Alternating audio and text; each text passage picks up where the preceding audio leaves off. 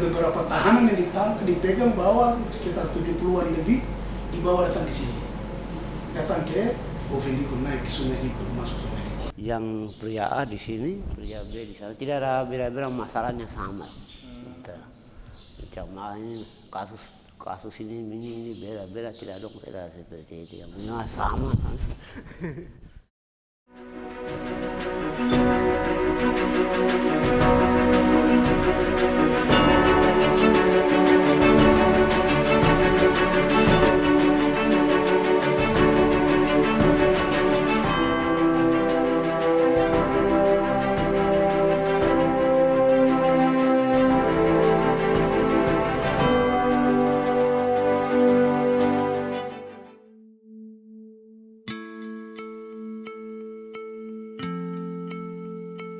Bovendigul merupakan kabupaten yang terletak di pelosok timur Indonesia, berjarak 430 km dari pusat Kabupaten Merauke. Sebagian dari Anda mungkin asing dengan nama kabupaten ini, namun disinilah jejak pejuang nasional terekam jelas.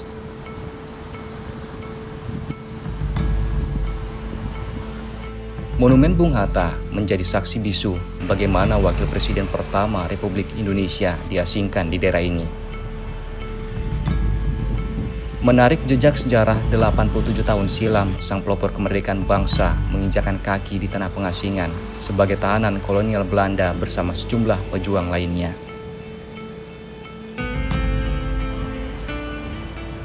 Ada pemerintahan Belanda, ada tentara-tentara Belanda dipimpin oleh Kapten Deking, ada beberapa tahanan yang ditangkap, dipegang bawa sekitar 70-an lebih, dibawa datang ke sini. Datang ke Bovendigul, naik ke Sungai Digul, masuk Sungai Digul. Mereka dibentuk satu kampung, kepala kampung dibentuk, RT dibentuk, semua dari para tahanan itu, para buangan itu. Sebenarnya bukan para tahanan, tapi para buangan itu. Nah itu mereka yang di sini. Jadi termasuk tokoh Bung Hatta, Sultan Syahrir, Bondan, itu mereka tidak dimasukkan dalam penjara, tidak. Mereka dibuang, dilepas, diinternir di sini. Lepas, silakan kamu. Tapi ketika ada salah, ditangkap. Jadi Bung Syahrir itu, ya secara belak-belakan itu boleh dia mulai mempengaruhi para perintis yang ada, mempengaruhi dengan Indonesia merdeka sehingga dia ditangkap pas masuk di sini. Menjalani kehidupan selama 6 bulan di pengasingan, Bung Hatta bukan benar-benar merasakan kurungan jeruji besi, melainkan penjara alam, karena Bovendigul kala itu sangat terisolir, tanpa punya kemungkinan tahanan dapat melarikan diri. Di tanah Digul inilah Bung Hatta bersama kotak berisikan buku yang selalu dibawa, sejumlah ide kemerdekaan ia goreskan.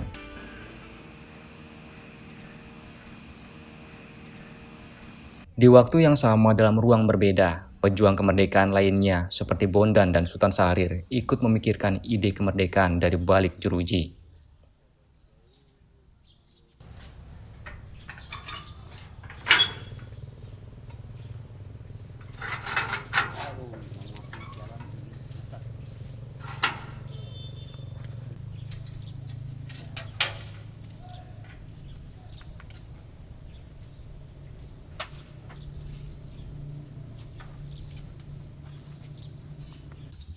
Inilah penjara yang merupakan salah satu kawasan pemerintahan Belanda di tanah Digul kala itu.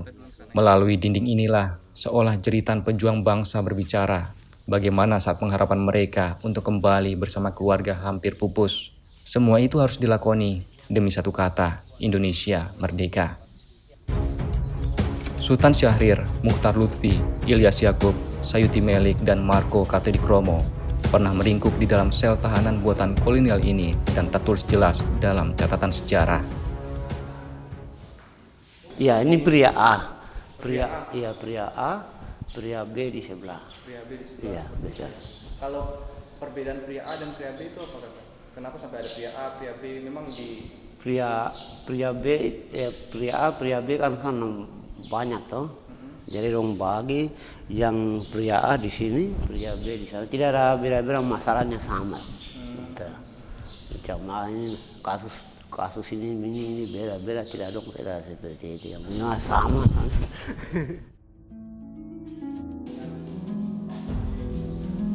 Di ruang tahanan pria A bukan sekedar rumah tahanan. Sejumlah barang-barang peninggalan kala itu pun tersimpan rapi meskipun terlihat usang. Tak ada yang berubah dari keadaan bangunan, hanya kini terasa kosong tak bertuan. Pada bagian ini, selain ruang tahanan, juga terdapat 6 bilik ruangan untuk penjaga tahanan dengan kapasitas 4 orang, berikut kamar mandi dan toilet umum.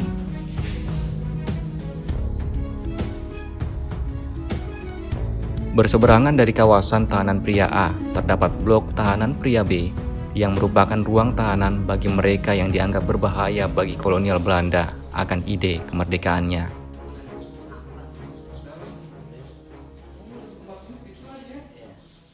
Jadi seperti inilah kondisi dari situs penjara Bung Hatta, tempat pengasihan Bung Hatta. Kita dapat melihat di sini bagaimana ini menjadi saksi sejarah dari perjuangan kemerdekaan bangsa. Pahlawan-pahlawan ada di sini untuk memperjuangkan, harus rela dikurung di sel yang dapat kita lihat ini seperti itu. Kalau untuk saat ini sendiri saya berada di sel yang hanya dihuni oleh 1 orang, namun ada beberapa sel lainnya yang berkapasitas mulai dari 16, 30 dan juga yang lebih dari itu.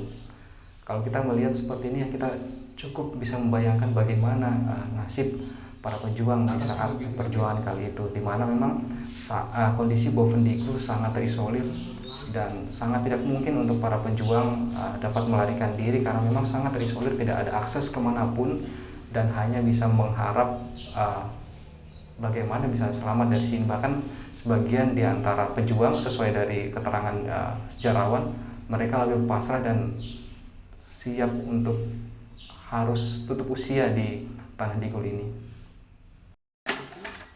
Pada bagian belakang kawasan penjara ini, terdapat dapur untuk menyediakan makan tiap harinya bagi para tahanan juga petugas penjaga penjara.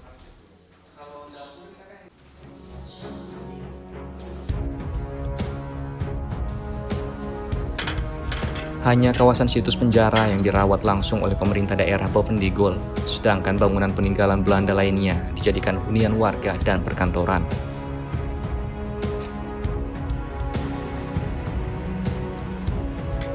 Kami berkesempatan menemui Sofia Imko, salah seorang penghuni gedung peninggalan Belanda. Ia mengakui telah tinggal 71 tahun di bangunan bersejarah tersebut sejak dilahirkan.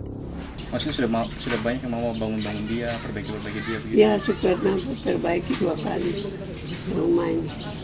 Seng, kayu dalam, sama semen yang pecah-pecah tuh. Tak banyak yang berubah dari bangunan ini. Sebagian besar materialnya masih dijaga keasliannya, meskipun beberapa telah diganti karena rapuh termakan usia. Kita ganti pintu, jendela kita ganti.